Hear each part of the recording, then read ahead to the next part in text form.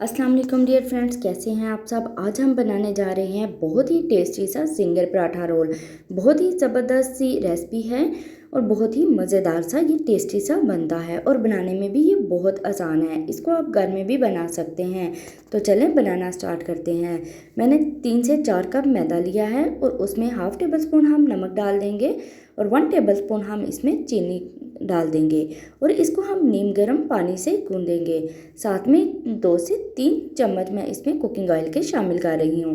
नीम गर्म पानी से हम इस आटे को गूंदेंगे, बहुत ही हल्के हाथों से हम इसको गूंदेंगे। तो चलें स्टार्ट करते हैं। तो हम इसको थोड़ा थोड़ा सा पानी डालकर गूंदते जाएंगे जब तक कि ये दूसरे आटे की तरह हम इसको गूंद नहीं लेते। सारे आटे को गूंदने के बाद हम इसको 10 से 12 मिनट के लिए रेस्ट देंगे। उसके बाद हम इसको आगे स्टार्ट करेंगे। तो जी 10 से 12 मिनट हो गए हैं। अब हम इसको डो को रखे हुए हैं, तकरीबन 10 से 12 मिनट हो गए हैं। इसको हमने रेस्ट में रखा था ताकि ये बहुत ही अच्छे से बन जाए। तो हम हाथों को हल्का सा गीला कर लेंगे और इसको आटे की तरह मज़ीद थोड़ा सा हाथों की मदद से गूंद लेंगे। तो आटा हमने गूंद दिया है, बहुत ही ज़बरदस्ती डो तैयार हो गया है। साथ में हम चिकन को मैरिनेट करके रखेंगे। मैंने लिए हैं 3 ब्रेस्ट के बड़े से पीस। ये तकरीबन वज़न में 1 केजी बनता है। तो हम इसको इस तरह से पहले स्लाइस में दरमियान में से काट लेंगे और फिर हम इसको लंबाई में काट लेंगे। बारीक सी हम इसकी स्ट्रिप्स काट लेंगे।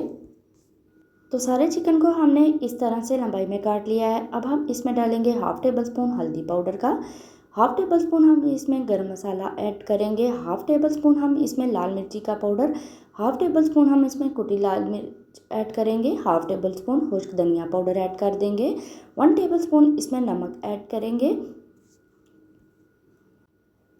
साथ में हम इसमें ऐड करेंगे काली मिर्ची का पाउडर हाफ़ टेबल स्पून। साथ में हम इसमें ऐड करेंगे 1 टेबल स्पून सिरका, 1 टेबल स्पून सोया सॉस और 1 टेबल स्पून हम इसमें चिली सॉस का ऐड कर देंगे। और अब हम इसमें 1 अंडा शामिल कर देंगे और इसको हम अच्छे से हाथों की मदद से मिक्स कर लेंगे। 1 से 2 टेबल स्पून हम इसमें कुकिंग ऑयल का डाल देंगे और अब हाथों की मदद से इसको बहुत ही अच्छे से मिक्स करेंगे। मैरिनेशन के लिए हम इसको तकरीबन 1 से 1.5 घंटा के लिए इसको मैरिनेशन के लिए फ्रिज में रख देंगे। अगर मौसम ठंडा है तो आप इसको बाहर किचन के काउंटर पर भी छोड़ सकते हैं। तो मैं इसको फ्रिज में रख रही हूँ 1 से 1.5 घंटे के लिए और बहुत ही अच्छे से हम इसको मिक्स करेंगे। चिकन को मैरिनेट हुए हुए तकरीबन 1 से 1.5 घंटा हो गया है। अब हम इसके लिए एक बोल लेंगे और इसमें हम डाल देंगे मैदा। तकरीबन 1 से 2 कप हम इसमें मैदे के ऐड करेंगे। आपको अगर ज़्यादा या कम की ज़रूरत है तो आप उस हिसाब से ये बना सकते हैं। मैंने 2 कप मैदा लिया है।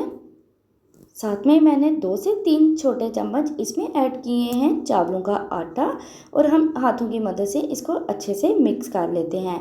अब हम इस पाउडर में, इस आटे में जिस चिकन को हमने मैरिनेट किया था एक एक पीस करके इसमें रख देंगे। तो फिर हम सारी को इसमें अच्छे से हाथों की मदद से मसल लेंगे और ये सारी कोटिंग इसके ऊपर कर लेंगे।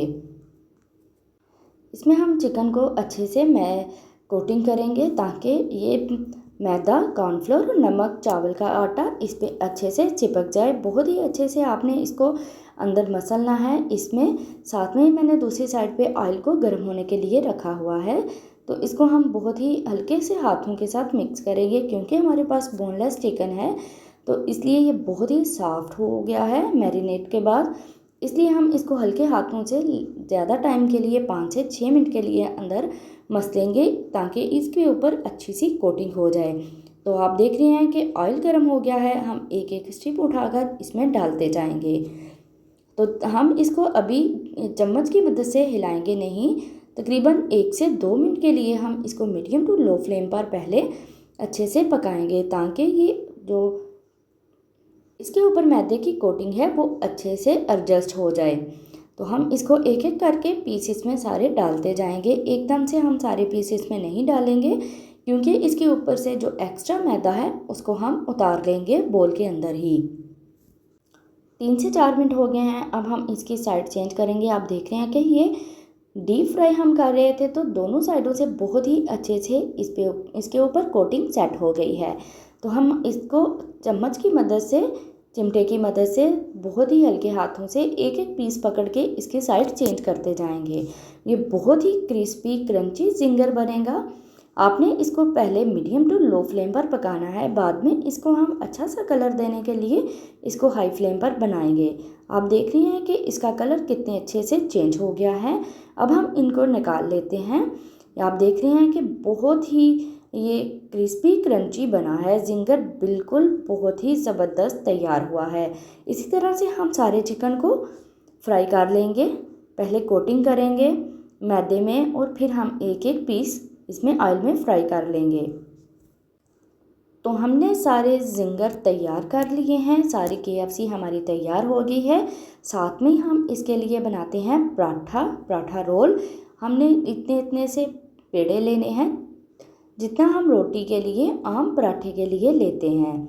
तो इसको हम इस तरह से पराठे के लिए सारे बॉल्स बना लेंगे। सारे बॉल्स हमने तैयार कर लिए हैं। अब हम रोटी को हम बेलते हैं।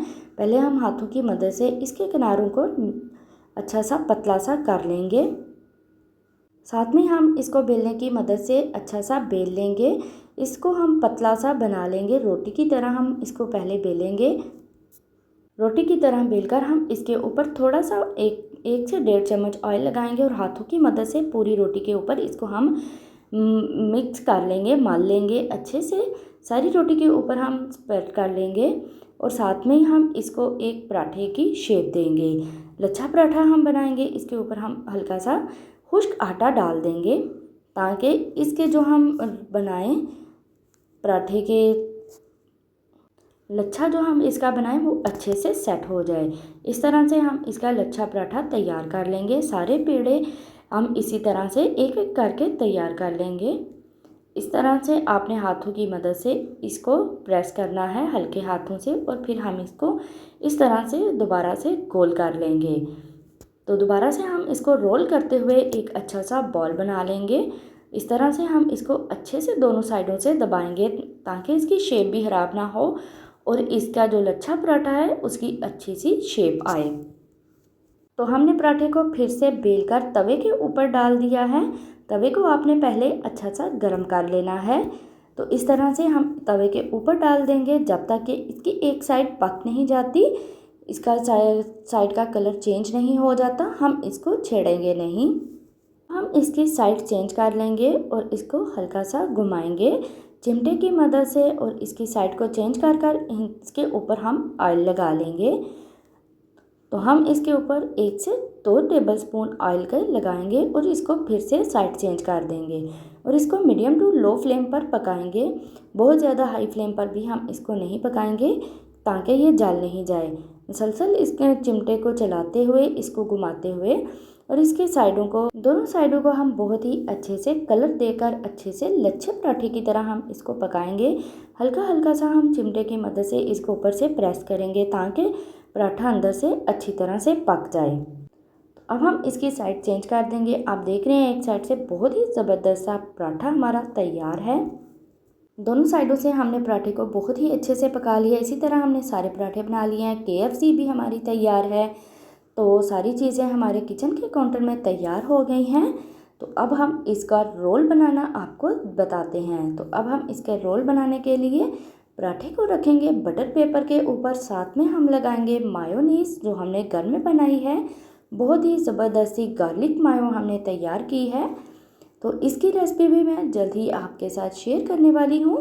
तो इसको हम पराठे के ऊपर अच्छे से 1 से 2 टेबलस्पून, 1 से 2 टेबलस्पून इसके ऊपर लगा देंगे। इसमें हमने थोड़ी सी नमक, थोड़ा सा काली मिर्ची का पाउडर ऐड किया है। अब हम इसके ऊपर लेटिस के कुछ पत्ते रख देंगे। तो हम इसके ऊपर लेटिस को रख देंगे और साथ में हम इसके ऊपर रखेंगे KFC जिंगर के कुछ पीस रखेंगे।